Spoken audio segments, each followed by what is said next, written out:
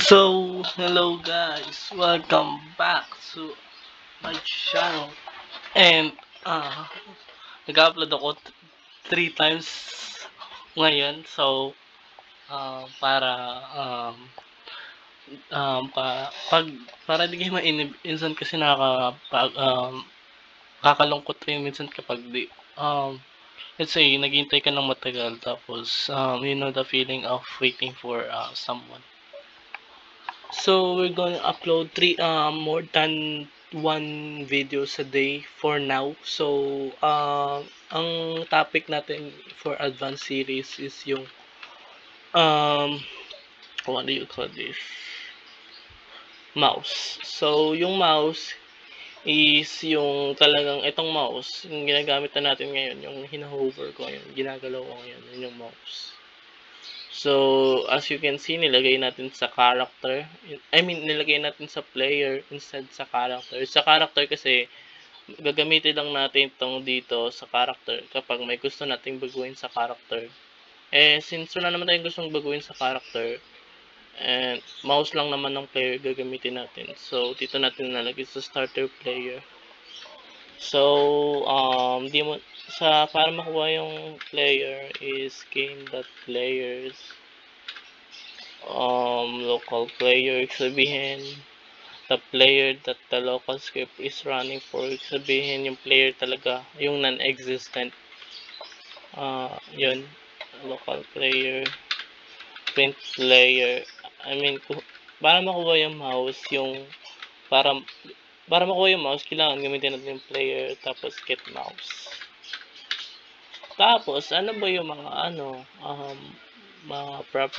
methods, mga events na ginagamit sa mouse. So, bigyan ko kayo ng example katulad ng mouse button. Wait lang. Gagamitin na natin yung object browser. Sandali. Performance, script analysis. Ayan. By the way, kung hindi nyo alam tong object browser, ibig sabihin parang lagayan to ng library. Parang pag 'di ba sa dictionary kapag may sinearch kang sa webs dictionary, nakalimutan ko ng pangalan. Parang pag may hinanap ka ng word, may lalagay na meaning. So parang ganito rin 'yan, parang pag may pinindot kang events. May pinindot ka dito, ibig sabihin ito, asan yung saan yung M dito, mouse. Okay, mouse. Mouse. Ito. Let's say, nag-search ka about dito sa mouse. Makikita mo dito yung add tag, clear all children, yun yung mga, tawag dito, functions ng mouse, built-in functions. Events to, sorry. Pag ganito, events yan. Ito pala yung sabihin ng events, yan. Limutan ko. Functions ito. Pag kulay pink, pag yellow, events. Yan, nakalimutan ko. Pero alam na natin. Tapos pag kulay blue, properties. So, gagamitin natin, alin dito, yung events. Ayun, mouse. Itong events, papaganahin natin to. Button 1 down. So, as you can see, nasa dictionary tayo. At nakita natin na may event siya ng mouse, button 1 down. Member siya ng mouse. So, ibig sabihin, events to ng mouse. So, may nakalagay na meaning to na first when the left mouse is button.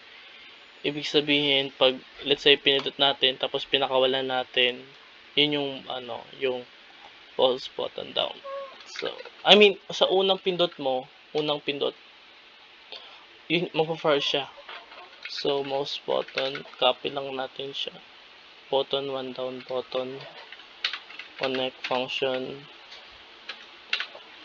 print player, press a button, left button. By the way, kung di nyo alam sabihin ng 1, yun yung left. Pag 2, yun yung right click. Pag 1, left. Left button. Left click mouse. Alam niyo na yun, may left at right click sa mouse. Pag button 2 down, right click. So, yun yung sabihin nun. Player plus. Di ba kita nyo? Pag pinudot, first time na pinudot natin siya, oops, kalimutan na natin i-turn on, i-turn off pala, sorry. Yung common built-in, enable, para di siya maka-interrupt sa atin. I-distract tayo pag ganyan eh. Yan. Player press left click of mouse. Sure. Ayan. So, yun yung sabihin ng button 1 down. Sa pag pinindot na natin siya, parang activated no, pero walang tool. Pero sa mouse ka. Ayan.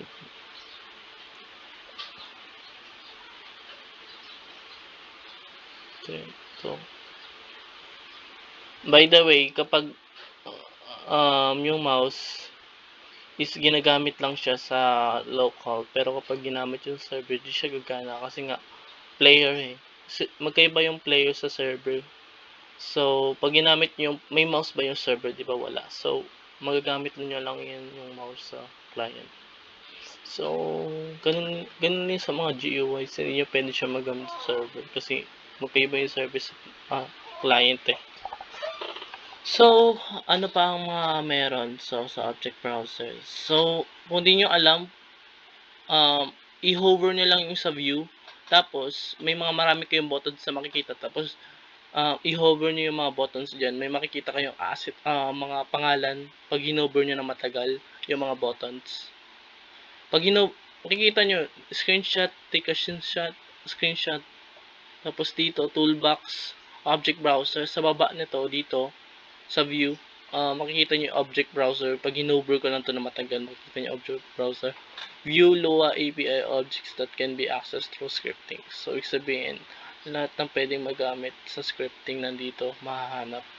So, makikita nyo dito yung parang dictionaries. Let's say, pag natin yung click natin yung mouse, parang dito natin makikita yung functions at properties at events ng mga ng object ito. Itong yung object talaga tawag dito eh, kasi nga mouse eh. Ito yung mouse na tinutukoy natin, mouse. Magkaiba yung method sa objects. Sa objects kasi, pag di nyo alam sa parang let's say ako, person, yun yung object. Pero kapag gumawa ka ng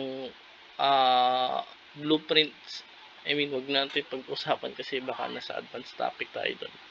So, basta alam, ibig sabihin ng mouse, yung makikita nyo mga ganyan, instances o object yan, kita nyo, object yan, yung mga nakikita nyo dito sa gilid, para dito. Kasi, itong mga nasa dito, kikita nyo na, parang pink, I mean, yung functions, properties, at events, yan yung, yung, methods, tapos events, properties ng isang object. Parang ganito lang sa part.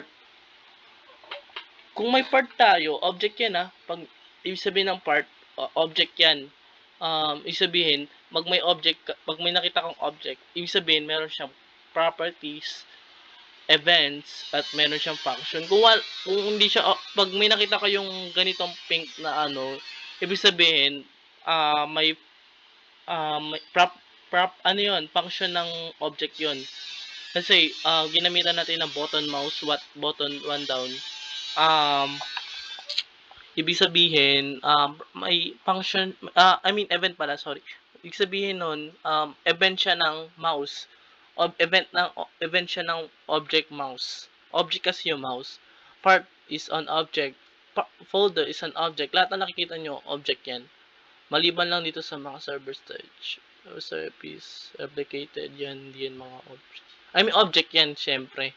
Kasi nga, object is parang, parent siya, pero may laman siyang properties, parang, characteristic, mga behaviors, yun yung object. Parang mga bagay, yung model, bagay yan, kasi mayroon siyang function. Built-in function, meron siyang built-in properties, meron siyang built-in events. Kaya tinawag siyang object kasi meron siyang tatlong ganito. Hindi siya matatawag na object kasi kung wala naman siyang ganitong built-in function, tama. kung wala siyang built-in function, wala siyang built-in properties, at wala siyang built-in events, hindi siya matatawag na object. Tandaan nyo, wala siyang ganitong tatlo na to. Minsan, pwede rin, wala namang ganito, pero meron siyang properties at basta, meron siyang properties at built-in function, matatawag pa rin object yun. Basta magigits nyo naman yun pag nag-deep dive pa kayo sa scripting about sa OOP. Pero, hindi natin siya pag-uusapan ngayon. Basta, ang alamin lang natin is yung mouse. Kasi, yun lang naman talaga yung topic for this video. But, alamin pa natin yung OOP, which is advanced series. Which is yun yung napaka-advanced talaga. Complex talaga yun. Yung gagamitan nyo ng self. Ganyan. So, huwag nyo muna yun pag-aralan muna. Kasi nga, nasa advanced, mas advanced pa talaga yun eh. So, saan na yung mouse? Mouse behavior. Wala. Mesh type. Noise. Mute. Move state modifier. Nawala na naman tayo dito sa mouse. Dito tayo. Mouse. Yun, nakita natin.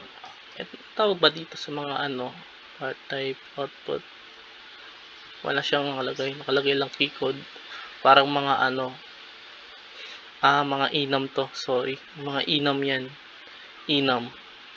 To, access. O, diba? Enum.allowed, enum.denied. Pag may ganito kayo nakita, enum yan, mga enum. Enum.textured, enum.animation clip. Marami yan, enums. So, meron nga input type dito eh. Ayun. Input type. Sabi input type ito. Sabi input type dot constant, input type dot input. Parang ganyan lang yan. Parang may pagpipilian lang kayo. So, na ba yung mouse? Mouse. Hindi tayo sa enum. Huwag tayo sa enum. Kita nyo? Dito kayo maghanap sa object browser kung may gusto kayong gamitin na parang properties. Let's say, pag may gumamit tayo ng Game Pass, may makikita yung marketplace service, ganun. Dito nyo na mahanap. At para makita nyo kung ano yung mga ginagamit ng marketplace service. Okay, so, tagalan tayo dun. So, ano pa yung mga pwede natin magamit? Yung move icon, gamitin natin muna yung move. Sabi yung move. Ito. Mouse.move. Connect. Asahan nyo pag ginawa nating move, magagamit natin, pag sabihin na event na move, parang ginalaw natin yung mouse. Ayan wait, move the mouse. Kita nyo? Magpa-far siya hanggat ginagalaw natin yung mouse. Tapos, ano pa kaya? Di lang, gusto natin alaman kung anong coordinates ng mouse X position. Anong properties? Wait lang, sorry. Target hit no, int X. So, hanapin lang natin yung mouse.y mouse position ata yun.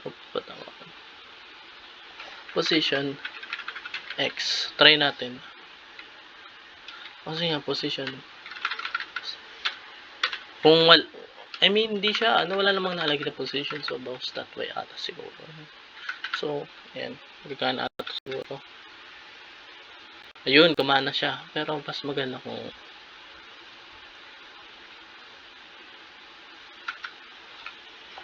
mouse.y. Ayan.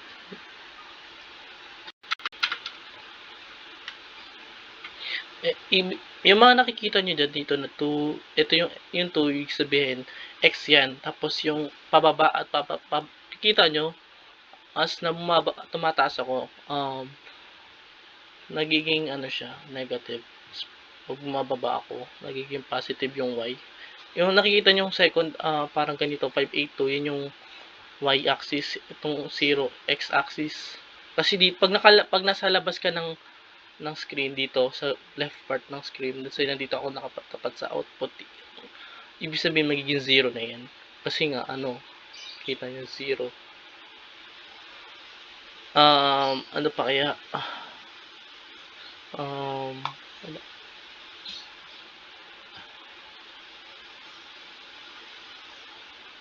Hit. Mouse.hit. Try natin. Print mouse. C-frame. Anong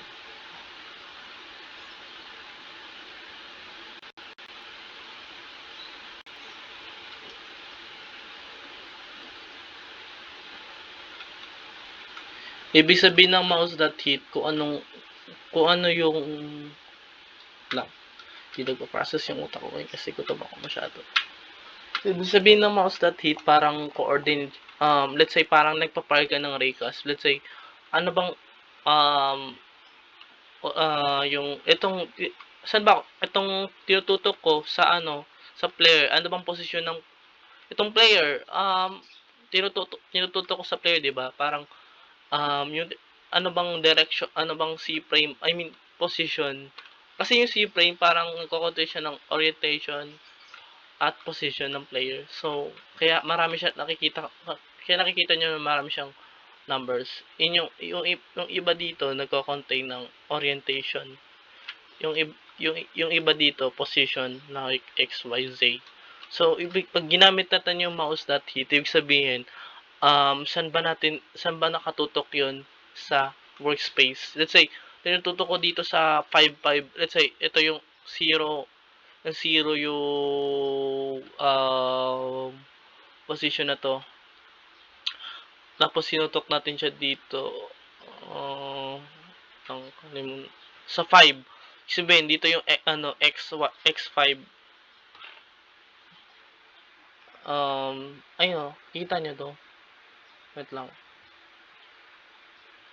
Nagugula na yan. Ibig sabihin nitong -21, parang ito ata yung okay. So, ito yung X, ito yung Y, 0, tapos ito yung Z, pero di ko sure kung ano to. Parang orientation ata siguro to. Pero ang alam ko dito yung X, Y, Z, itong unang tatlong numbers. So, nakikita nyo, -27x. So, kita nyo, X is -56 and Y is 0 and 3 is positive 3.64. So, ito yung C-frame ng location mula sa origin. Parang kung nakaturo ka dito sa origin, 0, 0 yan. Pero pag tinutok mo yung mouse dito sa position na to, doon natin malalaman yung position ng player na yon. Tapos ano pa? Target.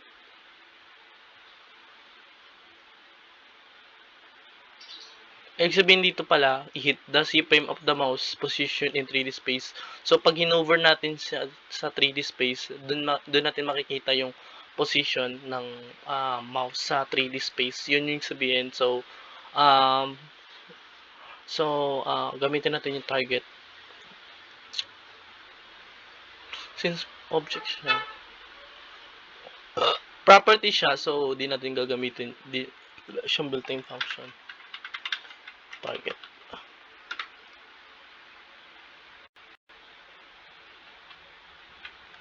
Oops. Kita nyo? Kapag pag pinoint natin siya sa noob, di ba kita nyo may humanoid root part, meron siyang left. Parang, kung saan mo tinututok yung mouse mo, parang, may parang, let's say, yung kamay mo, tinututok mo lang sa ulo mo, parang, ano bang ibig sabihin, ano bang tinututok mo? Saan ka ba nakatutok? Di ba sa head ng player? Parang, pag tinutok natin sa part, so magbabato siya natin, tumututok ka sa part. Tapos pag tinutok natin siya sa base sa spawn location, sabihin niya na tumututok ka sa spawn location. So parang ganito, para mas may lagyan natin ng clarity, we are pointing to at mouse target.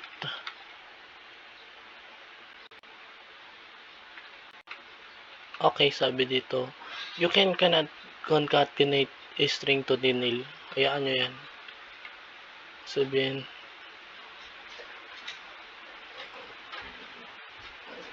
okay, bawal kasi instances sa string. So, para maging string, kailangan gawin yung name. Like yung sa ginawa nating game dati. Basta, para masama natin, kailangan yung, kung mag-add kayo ng, let's say, may string dito, tapos gusto mo i-add yung number doon sa string na yun, kailangan gagawin mo siyang string muna. So, dito, instances siya, kailangan gawin niyo munang name yung kailangan gagawin yung name yung instances niyo para masama siya sa string. Kita nyo. Pag kasing nil, ibig sabihin, tumututok ka sa wala. So, sa error lang. So, kasi wala ka namang tinututok eh. So, yan na lang muna to. Kasi nil siya eh. Ibig sabihin, wala kang tinututok niya sa ano, wala. Pag tinututok niya na dito, kikita nyo, you are pointing at humanoid root part. So, yung sabihin ng target, di ko recommended to sa Raycast. So, huwag nyo itong gagamitin sa gun system nyo. So, kasi nga, minsan kasi, hindi naman sa gun system, di ba, pag bumaril ka, makikita nyo na magagamit yung instances na to. Kasi nakita natin na, basta wag nyo gagamitin to sa gun system nyo. I-implement yung mouse, like yung ginawa ko dati, na ginamit ko tong mouse that target. Kasi nga, hindi masyadong exact yung binabato niya sa atin na let's say iba na hindi ko masyado ma-explain ngayon pero I don't recommend na gamitin niyo tong mouse that target sa gun system nyo kasi nga bad practices yun. So yun muna. Saan pa? Last one. Get actor, get full name, get for child, unit ray, target filter, parang target filter. Ibig sabihin, okay. Determines that is okay. Okay, para hindi siya mag-print ng nil, if mouse that target is nil, return. Tingnan nyo, hindi na mag-e-error sa atin kasi nga, di ba? Hindi na siya mag-e-error kasi nil naman eh. So, tinanggal na natin yung error na yun. At gagamitin natin yung object browser. Ito. Target filter. Ibig sabihin, para siyang Raycast, no? Kasi nga, parang may filter ka pala. Let's say, pag tinutok ko dito sa noob, dapat, i-ignore na lang yun. Kasi nga, parang may nilalagay kang, parang restriction sa mouse that hit na pag tinutok mo sa noob, di ka mag-print. Parang ganun. Or parang i-ignore mo lang yung bagay na yun. Yun yung sabihin nun. If mouse that target filter is equals to noob. Kasi na natin siya ng noob siya. Instance. But lang, basahin natin. Okay. So, di natin gagamitin to. Tapos, determines an object and its descendants to be ignored when determining the mouse that hit and mouse that target.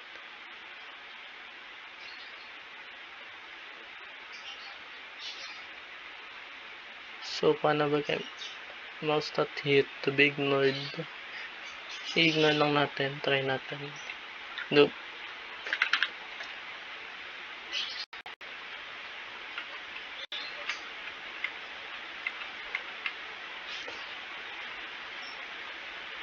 Ayaw natin i-point siya sa parent. Okay.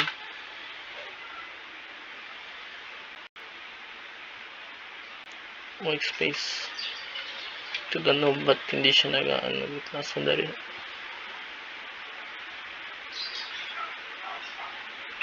Mouse na target filter. Wait lang, basahin natin yung documentation na to para maintindihan natin. Okay lang naman hindi nyo kabisaduhin yung buong library. Basta magpasa lang kayo dito sa documentation kung hindi nyo alam. Wait lang, may binabasa ko yan. Equip, mouse na target, nope, alam ko yan. For examples, unit drivers. Wait lang, X. Wait lang, may binabasa ko sa methods. Button. Properties. Target filter. Okay, so ibig sabihin, dapat instance S, okay, so loop. Return. So kahit mag-point tayo sa noob, i-ignore lang natin siya.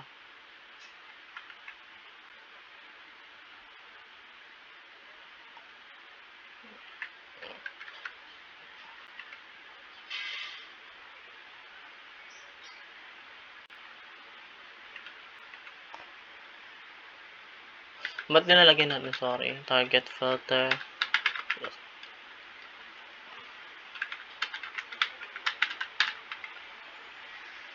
I hope na sorry kasi hindi ko masyadong kabisado tong mouse eh. Kasi marami eh. So, bear with me ulit. You are pointing, tignan nyo. Hindi na siya tignan nyo, tatanggalin natin tong tong target filter. Para siyang raycast params. Ayan, kita nyo? Nung pinutok natin dito, may nakalagay na noob. Pero nung tinanggal natin, nung nilagyan natin siya nito, parang i-ignore pag may nakita kang noob sa workspace, tapos naka-target filter siya sa mouse, parang i-ignore lang natin siya, di ba? Kita nyo, hindi na siya nagpo-print ng noob. So, mahalaga rin yung binabasa nyo yung documentation ng Roblox kasi minsan doon ako natututo, minsan hindi. Parang it depends on how you learn. Parang kung hindi nyo maintindihan, hanapin na isa pang way para maintindihan nyo. Parang ganun.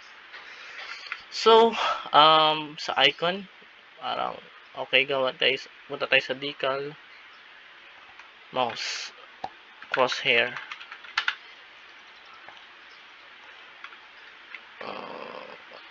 Ayan, gamitin natin ito. Tapos, gamitin natin yung asset ID niya. Sorry. And then, since hindi naman siya, icon.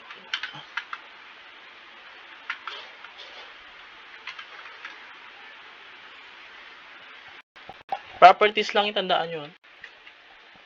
Kita nyo, nag-iba yung natin, icon natin. Naging siya. So, yun lang na muna. Kung hindi man kayo naintindihan, make sure you explore this in your own. And kung hindi wala kayo naintindihan dito sa mga nakalagay sa object browser, just search it up in Roblox documentation. Kung wala, pwede kayo magtanong sa akin or pwede sa mga devs na kilala nyo. So, yun lang muna, and if you like this video, make sure you like and subscribe. So, yun lang muna. Goodbye.